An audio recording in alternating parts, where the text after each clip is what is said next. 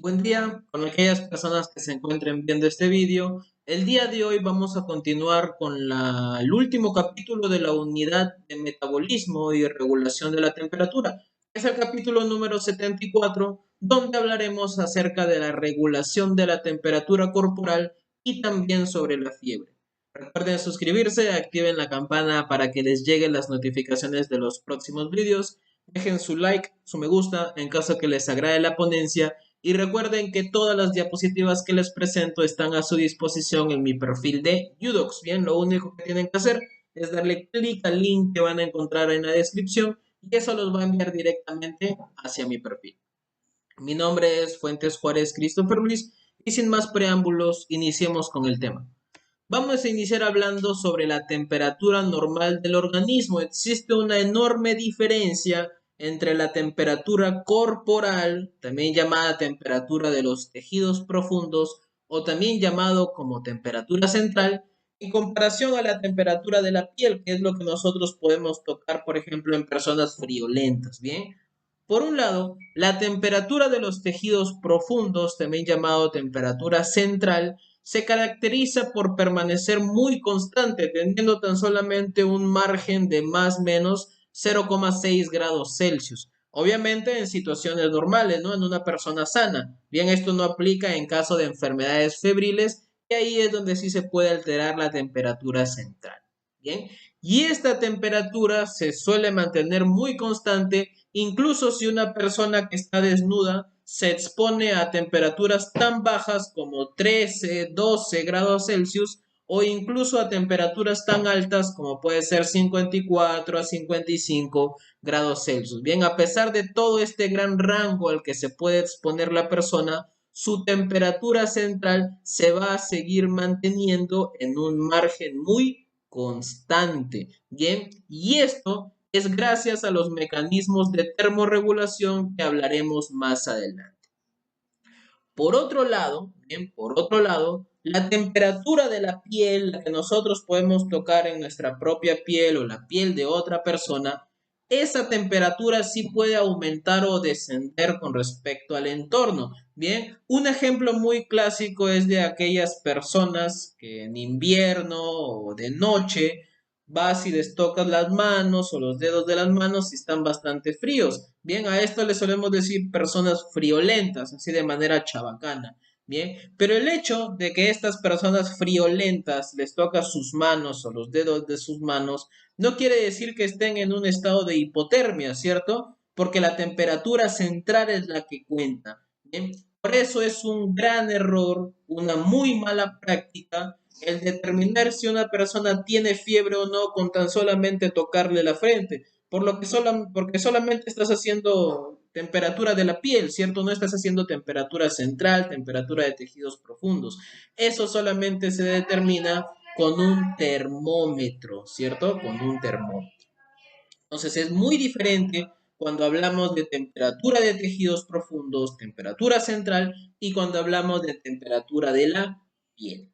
Bien, un dato más aquí a adicionar que de hecho que deben saberlo la gran mayoría de ustedes, ¿no? Es algo de cultura general, es que la temperatura central normal va desde 36 a 37,5 grados Celsius, ¿no? Muchos ceñitos tienen la idea equivocada que cuando en su temperatura le sale 37,2 o 37,3, creen que ya tiene fiebre, cuando no es así. Fiebre se considera cuando es a partir de 38 grados Celsius en adelante. Y doctor, entre 37,5 y 38, a eso nosotros solemos llamarle febrícula o inicios de fiebre. Bien, pero lo ideal es que a la fiebre le denominemos cuando la temperatura central, la temperatura de tejidos profundos, sea a partir de 38 grados Celsius en adelante. Bien, ahora, hablemos sobre la temperatura corporal y cómo se regula por el equilibrio entre la producción y la pérdida de calor. Esto es simple lógica. Bien, si la tasa de producción de calor, que es la tasa metabólica, excede la pérdida de calor, este calor se acumula y por lo tanto va a aumentar la temperatura corporal. Y viceversa, ¿no? Si la pérdida es mayor, va a descender el calor y también va a descender la temperatura corporal. Bien, En pocas palabras, ¿cómo una persona pierde calor? Lo que sucede es que el calor pasa de los órganos y tejidos profundos, es decir, la parte central, hacia la piel, donde se pierde hacia la atmósfera y hacia el entorno, ¿no? Y cómo el calor va a llegar desde lo más central, desde lo más profundo hasta la piel, para que luego sea liberado al entorno. Esto es gracias a que en la capa inferior de la piel, tal cual como podemos ver en la imagen, se encuentra generosamente vascularizada, sobre todo por este de aquí, que le conocemos como plexo venoso y está en el tejido subcutáneo, también lo llamamos la hipodermis. Bien, de esta manera, de esta manera, si el flujo cutáneo aumenta, es decir, si llega mayor cantidad de sangre a este plexo venoso, que suele ocurrir en un estado de vasodilatación, bien, si el flujo cutáneo aumenta, el calor se conduce con enorme eficiencia desde el centro del cuerpo hasta la piel y por lo tanto hay una mayor pérdida de calor. Y por otro lado, viceversa, si la tasa de perfusión de la piel se reduce, es decir, si el flujo cutáneo se reduce, la conducción del calor va a ser mínima, quiere decir que la pérdida de calor disminuye. Bien, por lo tanto, así a grandes rasgos, en una visión muy general, nosotros podemos decir que la pérdida de calor va a depender del grado de vasodilatación o de vasoconstricción de estos vasos sanguíneos que se encuentran debajo de la piel, el flujo cutáneo. Bien, esto es a grandes rasgos, porque de una manera mucho más específica tenemos a los mecanismos de pérdida de calor que se encuentran esquematizados en esta imagen de acá con esta persona adulta. Bien, si bien ahí podemos ver en la imagen una persona adulta, lo realmente importante de los mecanismos de pérdida de calor es aplicarlos en los recién nacidos, bien, que eso se encarga el equipo de pediatría, el equipo de neonatología, y es algo que evidentemente van a hacer ustedes cuando hagan sus rotaciones por esos servicios, ¿no? Pediatría, neonatología, bien, en la famosa atención inmediata del recién nacido, que es cuando recibes al bebito que acaba de nacer. Bien, el equipo de ginecología se queda con la madre, que ahorita es puérpera, y tú recibes al bebé para hacerle su atención inmediata del recién nacido. Bien, y una de las propiedades o de las cosas que debes realizar en dicha atención es evitar que el bebito, es evitar que el recién nacido entre en un estado de hipotermia. ¿Y cómo vas a evitar esto? En primera instancia, conociendo muy bien cuáles son los mecanismos por los que ese bebito puede perder calor. Y existen 4.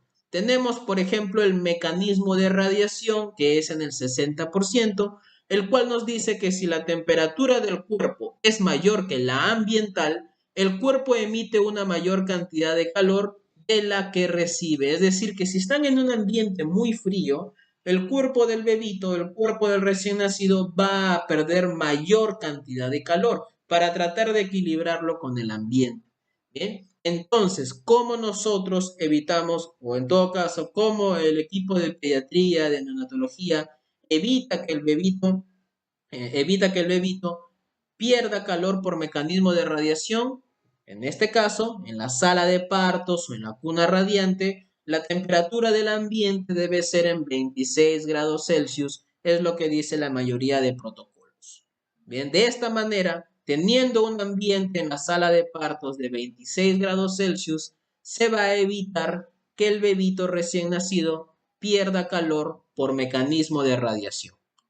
El segundo mecanismo es el de conducción, que explica el 3%, que es aquella que liberamos desde nuestro cuerpo, desde la superficie corporal, hacia objetos sólidos, como vemos aquí en la imagen de esta persona que está sentada en una silla, y estas flechas que representan cómo pierde calor por conducción, ¿no? Hacia objetos sólidos. Llevándolo en el caso del bebito, al recién nacido se le pone en una cuna radiante, ¿bien? Y en esa cuna radiante va a estar cubierto por toallas, ¿bien? Que serían los objetos sólidos. ¿Cómo evitamos que el bebito le transmita calor a esas toallas? Pues que obviamente las toallas estén precalentadas, ¿bien? De esta manera se evita una pérdida de calor por mecanismo de conducción, con toallas precalentadas. El tercer mecanismo es el de convección, el que explica un 15%. Este es el calor que se transmite hacia el aire, pero sobre todo a las corrientes de aire, bien, a los ventarrones, por así decirlo, ¿no? Al aire que te golpea, por así decirlo, o que pasa por tu cuerpo. Bien. ¿Cómo nosotros evitamos que el bebito tenga una pérdida de calor por mecanismo de convección? Es teniendo un ambiente cerrado. Bien, las puertas cerradas, las ventanas cerradas, los ventiladores que se encuentren apagados. De esta manera, evidentemente, se evita una pérdida de calor por convección. ¿Y cuál es el cuarto mecanismo? La evaporación, que explica el 22%. Bien, que esto hace relación a las pérdidas insensibles a través de la piel y los pulmones. ¿Cómo se evita en un bebito una pérdida de calor por mecanismo de evaporación? Con secado, bien. Se supone que el bebito nace pues con el cuerpo mojado por el líquido amniótico. Lo que hacen es secarlo con una toalla precalentada todo su cuerpo. Bien, y de esta manera el equipo de pediatría, el equipo de neonatología evita que el recién nacido pierda calor y por lo tanto evita que entre en un estado de hipotermia a través de bloquear o evitar estos cuatro mecanismos de pérdida de calor. La radiación, teniendo una temperatura ambiental de 26 grados Celsius, la conducción, utilizando toallas precalentadas donde se va a colocar al bebito, la convección se evita con unos ambientes cerrados, puertas cerradas, ventanas cerradas, ventiladores apagados, y la evaporación se evita haciéndole un secado ni bien nace de su líquido amniótico de su cuerpito con toallas precalentadas. Bien, es muy importante que sepan esto porque definitivamente se los van a preguntar y ustedes como futuros internos de medicina en sus rotaciones también van a tener la oportunidad de hacer una atención inmediata al recién nacido. Bien, perfecto. Ahora, hablemos que la estimulación de la zona preóptica del hipotálamo anterior provoca sudoración, que es uno de los factores más importantes para la regulación de la temperatura corporal, la sudoración. Bien, y los impulsos nerviosos que provoca la sudoración son transmitidos por el sistema nervioso autónomo a la médula espinal y luego por eferencias simpáticas hacia la piel. ¿Para qué? Para que estas eferencias simpáticas inerven a las glándulas sudoríparas. Obviamente, si hablamos de sudoración, debemos hablar de las glándulas sudoríparas, que aquí en la imagen tenemos el ejemplo de uno. Bien, una glándula sudorípara es una estructura tubular. Está compuesto por dos elementos. Tenemos la porción arrollada, que es este de aquí, el cual es subdérmico, es profundo, y es donde se segrega el sudor, que le conocemos también como secreción primaria. Bien, y la segunda porción o el segundo elemento es el conducto, que es este de aquí, el cual se asoma a la piel a través de la dermis, a través de la epidermis, y obviamente desemboca en un poro, ¿cierto? En un poro. Entonces la porción arrollada secreta, hace la secreción primaria del sudor. El sudor va a pasar por todo este conducto de aquí y a lo largo de todo este conducto va a ir modificando la concentración de múltiples componentes del sudor, principalmente los niveles de sodio y los niveles de cloruro. Bien. Ahora, hablemos sobre la regulación de la temperatura corporal y la importancia del hipotálamo, ¿no? Como lo mencioné en la anterior diapositiva, una persona que se encuentra desnuda, bien, mantenida en una atmósfera seca entre 12 grados Celsius hasta 55 grados Celsius, a pesar de ese enorme margen o enorme intervalo de temperatura, puede mantener una temperatura central, una temperatura de tejidos profundos en valores normales, que es de 36 a 37,5 grados Celsius. Y esto es gracias a los centros termorreguladores que se encuentran situados en el hipotálamo. Bien, y eso es una pregunta de examen. ¿Qué parte de nuestro cuerpo se encarga de regular la temperatura? El hipotálamo, porque ahí encontramos a los centros termorreguladores, quienes necesitan de detectores de temperatura, que son las neuronas tanto sensibles al calor como también sensibles al frío, ¿no? Estos van a detectar el momento en que la temperatura aumenta o disminuye en exceso, ¿no? Y si es que eso no fuese poco, también a lo largo de toda la superficie de nuestra piel encontramos receptores tanto para el frío como también receptores para el calor. Bien, entonces estos centros termorreguladores, primero, tienen mecanismos para reducir la temperatura cuando el cuerpo alcanza un calor excesivo, es decir, para aumentar la pérdida de calor. Pueden hacerlo a través de vasodilatación de la piel, ¿no? Principalmente del plexo venoso, que es lo que mencionamos acá, aumenta el flujo cutáneo, mediante la inhibición de los centros simpáticos del hipotálamo posterior. Se puede perder calor a través de la sudoración y también con la disminución de la producción del calor, como inhibir la tiritona y también inhibir la termogenia química. Bien, y por otro lado, también existen mecanismos que aumentan la temperatura cuando el cuerpo se enfría demasiado, o en otras palabras, disminuir la pérdida de calor, ¿no? Que sería todo lo contrario a lo que acabamos de mencionar. En vez de una vasodilatación, sería una vasoconstricción para disminuir el flujo cutáneo. Esto se logra mediante estimulación de centros simpáticos. Otro mecanismo que no es muy importante, pero sí es bastante conocido, es la piloerección, que es la famosa piel de gallina, que supongo que algunos habrán escuchado, y aumentar la termogenia, ¿cierto? La producción de calor, que puede ser mediante tres formas. Por un lado, puede ser por la estimulación hipotalámica de la tiritona. Para esto debemos saber que en la porción dorsomedial del hipotálamo posterior y cerca de la pared del tercer ventrículo encontramos al centro motor primario de la tiritona. Este centro motor primario de la tiritona se estimula por sensaciones o por señales de frío para luego transmitir señales causantes de la tiritona a través de tractos bilaterales que bajan desde el tronco encefálico por los cordones laterales de la médula y van a acabar en las motoneuronas anteriores, ¿no? Por lo tanto, si terminan en las motoneuronas anteriores, ¿hacia dónde se van a dirigir? Hacia el músculo esquelético. Y es que de eso se trata la tiritona. Se trata de un ligero movimiento de temblor casi imperceptible por nosotros, ¿bien? Del músculo esquelético, que aunque sea casi imperceptible, termina produciendo calor. Tanto así que si la tiritona es máxima, la producción del calor del cuerpo puede aumentar 4 hasta 5 veces su valor normal. Una segunda forma de aumentar la producción de calor es con la termogenia química, también llamado termogenia sin escalofríos, en el cual la noradrenalina y la adrenalina desacoplan la fosforilación oxidativa para que el exceso de nutrientes se oxide puramente en forma de calor y ya no solo en trifosfato de adenosina, ¿no? La fosforilación oxidativa, ya hemos mencionado en capítulos anteriores, que su fin es producir energía, pero la termogenia química hace que la fosforilación oxidativa, todo este exceso de nutrientes, se convierta al 100% en calor, ¿bien? Y ya no en energía, con el fin de aumentar la producción de calor, obviamente. Y la tercera forma es con una mayor liberación de tiroxina, ¿no? Para esto debemos saber que la refrigeración de la región hipotalámica anterior y preóptica va a aumentar la secreción de la hormona liberadora de tirotropina.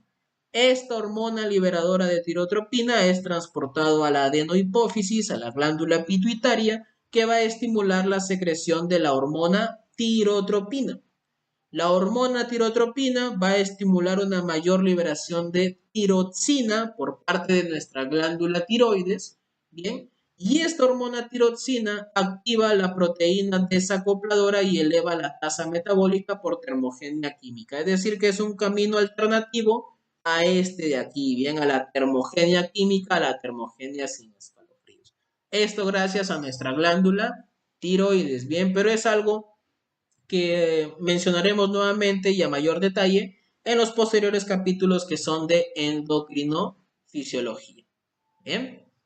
Otro dato también bastante interesante es que existe un punto de ajuste del mecanismo termorregulador. Yo les había dicho que la temperatura central normal va de 36 a 37,5, ¿cierto? Pero nuestro hipotálamo trata en todo momento de ser mucho más central, valga la redundancia, o mucho más específico, ya no solo centrándose en un intervalo, sino centrándose en un valor específico, que ese es el punto de ajuste. Bien, el hipotálamo va a tratar que todos sus mecanismos de termorregulación en todo momento centren lo más posible nuestra temperatura corporal a este punto de ajuste que es de 37,1 grados Celsius. Doc, ¿quiere decir que si tengo 36,5 grados Celsius mi hipotálamo no está funcionando bien? No, no quiere decir eso, porque el intervalo normal es de 36 a 37,5. Pero siempre el hipotálamo va a tratar de buscar este punto de ajuste y ser lo más exacto posible. Bien, ahora, otro dato también de mencionar es que existe un mecanismo termorregulador que es muy potente, a lo que le llamamos control conductual de la temperatura, el cual provoca sensaciones psíquicas a la persona de sobrecalentamiento o de enfriamiento. Bien, lo que va a provocar que la persona proceda a una adaptación ambiental pertinente para restablecer la situación, ¿no? Por ejemplo, si una persona está en un estado psíquico de sobrecalentamiento, lo que va a buscar es prender el ventilador, prender el aire acondicionado, ¿no? Tomarse alguna bebida fría. Incluso la mayoría de varones solemos retirarnos el polo, ¿no? Algunas mujeres también suelen retirarse la blusa, ¿no? En caso de privacidad, obviamente. Y caso contrario, si tenemos una sensación psíquica de enfriamiento, vamos a prender el calefactor, vamos a tomar alguna bebida caliente, como puede ser el té, como puede ser café. Incluso algunas personas suelen tener la conducta de fumarse o de prenderse algún cigarrillo, ¿no? Por el enfriamiento, la sensación psíquica de enfriamiento. Bien.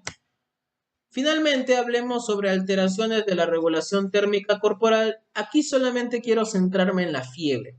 Bien, la fiebre es cuando la temperatura corporal aumenta más allá del intervalo normal, quiere decir cuando la temperatura está más de 37,5 grados Celsius, ¿no? Pero a rajatabla, las organizaciones mundiales, los protocolos mundiales, dicen que fiebre es a partir de 38 grados Celsius en adelante. Bien. Esto puede deberse a diversas causas, como alteraciones del encéfalo, sustancias tóxicas, enfermedades infecciosas, principalmente por bacterias, por virus, puede deberse a tumores cerebrales y también condiciones ambientales. Bien, todas estas pueden ser causas de una fiebre. Ahora, muchas proteínas, productos de descomposición de las proteínas, toxinas lipopolisacáridas desprendidas de la membrana de la célula bacteriana y otras sustancias pueden ser capaces de incrementar el punto de ajuste del termostato hipotalámico. Bien, y en conjunto todas estas sustancias los conocemos como pirógenos. Bien, pocas horas más tarde de que la persona esté expuesta a alguno de estos pirógenos, va a elevarse el punto de ajuste normal que se supone que es de 37,1 grados Celsius.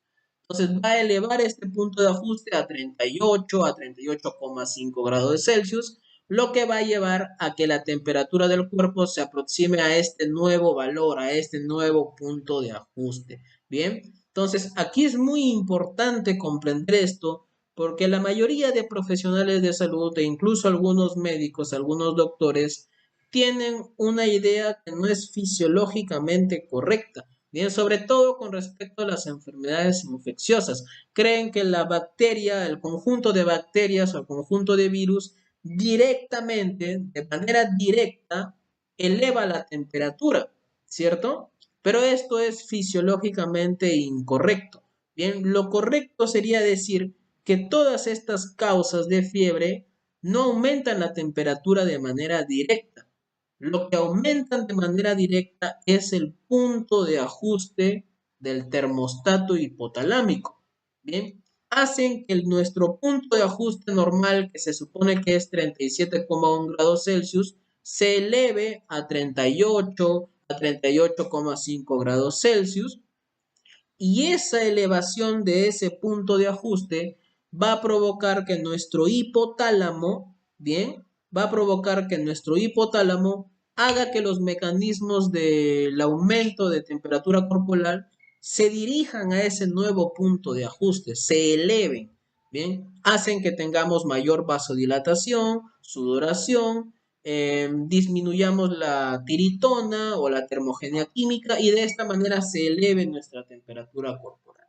Entonces, recuerden bien, lo fisiológicamente correcto es que todas estas causas aumenten el punto de ajuste del termostato hipotalámico y por lo tanto nuestro hipotálamo ejerza los mecanismos, ejerza los cambios para que la temperatura se eleve hasta 38,5 grados Celsius, dependiendo cuál sea el valor del nuevo punto de ajuste. Bien, eso es lo fisiológicamente correcto. Y no tan solamente decir que una enfermedad infecciosa te provoca fiebre o la bacteria te provoca fiebre. No es fisiológicamente correcto. Y bien, eso fue todo con respecto al capítulo de hoy. Recuerden que como referencia bibliográfica utilizo Fisiología Médica de Guyton. Suscríbanse, activen la campana para que les lleguen las notificaciones de los próximos vídeos. Dejen su like en caso que les agrade la ponencia y recuerden que todas las diapositivas que les presento están a su disposición en mi perfil de YouTube. Bien, lo único que tienen que hacer es darle clic al link que van a encontrar en la descripción y eso los va a enviar directamente hacia mi perfil. Nos vemos en el siguiente capítulo, que ya es una nueva unidad. Hablaremos sobre endocrinofisiología, empezando con el capítulo 75, que es Introducción a la endocrinología. Bien, y pues nada, espero que les haya ayudado esta ponencia. Nos vemos en el siguiente video.